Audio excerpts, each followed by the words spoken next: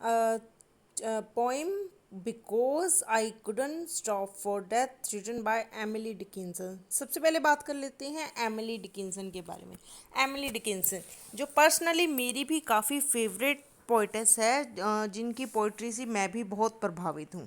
क्यों? उन्होंने life death ऐसे थीम के ऊपर अपनी पोइट्री लिखी जिसके बारे में ज़्यादातर लोग बात करना पसंद नहीं करते, ज़्यादातर लोग बात नहीं करते। वो 19 सेंचुरी की ऐसी पोइटेस थी जो कि अपने टाइम से बहुत ही हटके थी। ऐसा कोई भी और पोइट, ऐसा कोई भी और पर्सन नहीं लिख रहा था अपनी राइटिंग्स में जैसे कि वो लिख रही थी।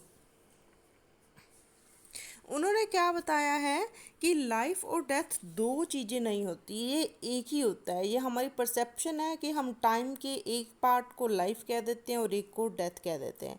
एक्चुअल में क्या है कि हर टाइम हमें हमारी वेट ही हो रही होती है कि कब हमारा टाइम जो लाइफ का ये सर्कल ख़त्म होगा और हम एटर्निटी की तरफ चले जाएंगे। एक ऐसी दुनिया जिसमें टाइम का कोई बैरियर नहीं है, जिसमें स्ट्रेस का कोई बैरियर नहीं है, जिसमें रिलेशनशिप का कोई बैरियर नहीं है, जिसमें कि किसी तरह की कोई घर का कोई किसी तरह का कोई बैरियर नहीं है। हमारी लाइफ टाइम में हम बहुत सारी प्रॉब्लम्स को फेस करते हैं, बहुत सारी प्रॉब्लम्स फेस करनी पड़ती हैं, लेकिन उन आफ्टर डेथ हमें ऐसा कुछ भी नहीं फेस करना पड़ता।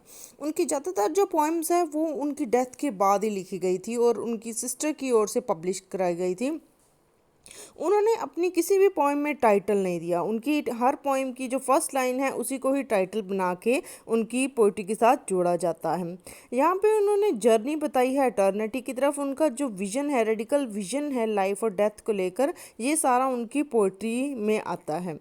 तो उन्होंने क्या बताया है, लाइफ उनकी सारी जैसे सेकुलेशन में बीतती थी, वो हमेशा अकेली ही रहती थी। कोई ख़ास उनका सोशल नेटवर्क नहीं था। उन्होंने अपना जो उन्होंने शादी भी नहीं की और अपना ज़्यादातर टाइम वो रीडिंग में ही बिताती थी। रीडिंग भी ऐसी एक्सटेंसिव रीडिंग।